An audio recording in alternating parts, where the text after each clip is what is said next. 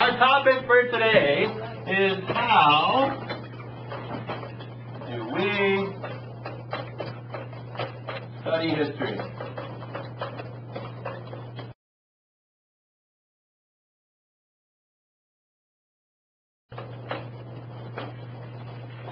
Last week, we took a look at what history is. And we said that history is our story. It's the story of mankind. It's what's come before us. It's who we are. It's our ancestors. It's the story of the past. It's the study of the past. And we talked about why we study history. And what was the million-dollar reason why we study history? To learn from the past. Right? We don't want to repeat the same mistakes over and over and over again. So, with that being said, we know what history is. We know why we have to study it. But our question today is, how do we do that? I mean, here we are, living in 2007, and we're trying to study things that may have happened thousands of years ago. How is it that historians know what exactly happened back then? Or how do they even have an idea of what exactly happened back then? So that's what the reading was about, and that's what we're going to go over here today. All right? So let's start with question number one. It asks you, what is an archaeologist? And for that we have John Brown. Where's John Brown? Is that, are you John Brown? Who's John Brown? Jessica, you're John Brown. I'm sorry. It's just the luck of the draw here. So what is an archaeologist? Wait. Am I answering number one? Yes, what is an archaeologist? What is archaeology?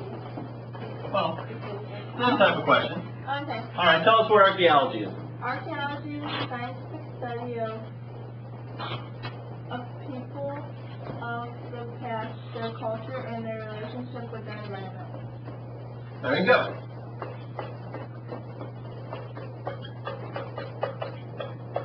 Archaeology is the study of the past. And one word that she brought up in there was scientific. Right? What do scientists do when they're in a lab? What are they doing? What are scientists doing? Sometimes.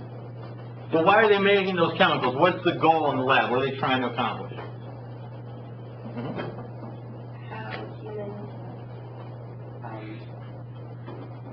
How they live. Okay. For an archaeologist, sure. A scientist in general, when they do experiments, they want to see what's going to what? When they do an experiment, John? Happen. Right? They're testing things. They're coming up with ideas. They're coming up with guesses of what will happen if I mix those chemicals together. Right? It's a hypothesis. Archaeologists are sort of like the scientists of history. They're the ones that go out there and study all of this stuff. Okay? The second question says, how is an archaeologist similar to a detective? And that question goes to General Sherman. Who is General Sherman? Wilman, how's an archaeologist like a detective?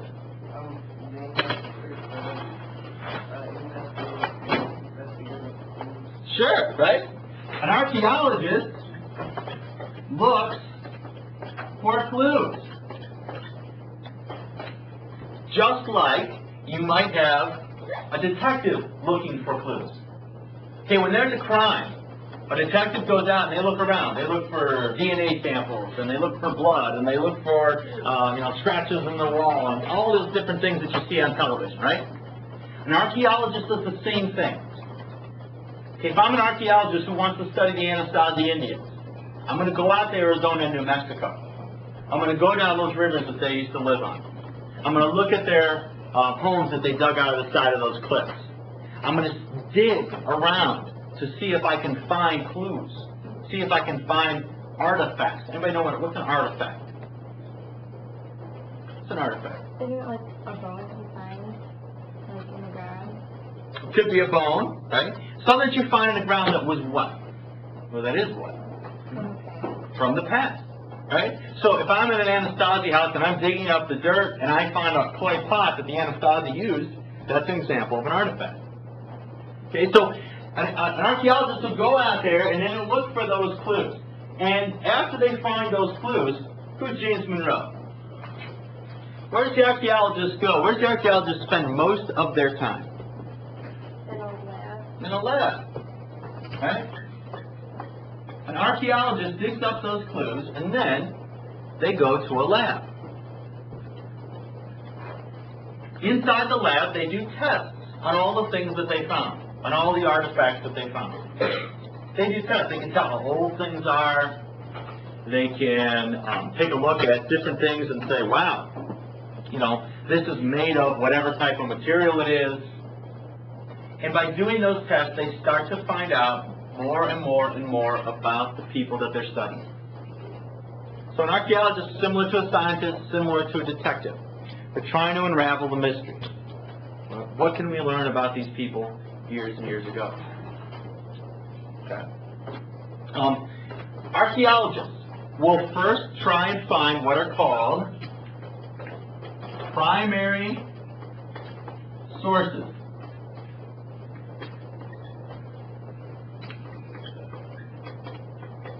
And a primary source is an artifact. It was something that was actually there. Okay, for example, when we found our clay pot from the Anastasi actually used that clay pot. Right? That's an artifact. When you go to Mount Vernon outside of Washington, you're going to see that in Mount Vernon they have George Washington's glasses. Right? Those things that George Washington actually wore. Those things are called primary sources. Things that were actually there.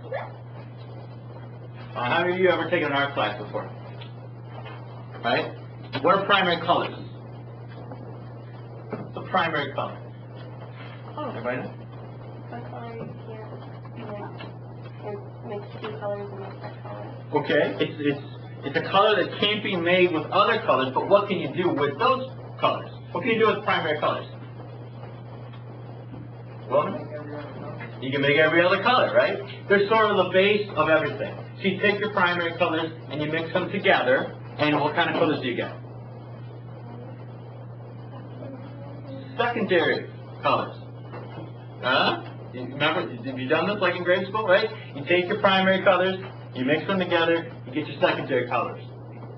That's what archaeologists and historians do. They take all the artifacts and primary sources that they find. They mix them together,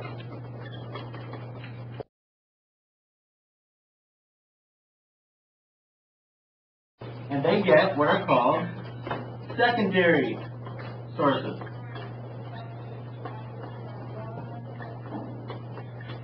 And the best example I can give you of a secondary source is your textbook. Right? Was your textbook around during the Civil War? Nope. Did Abraham Lincoln ever touch your textbook? Nope. Can I read the textbook and learn about Abraham Lincoln and the Civil War? Yes. Historians who study the Civil War took all of the primary sources that they had.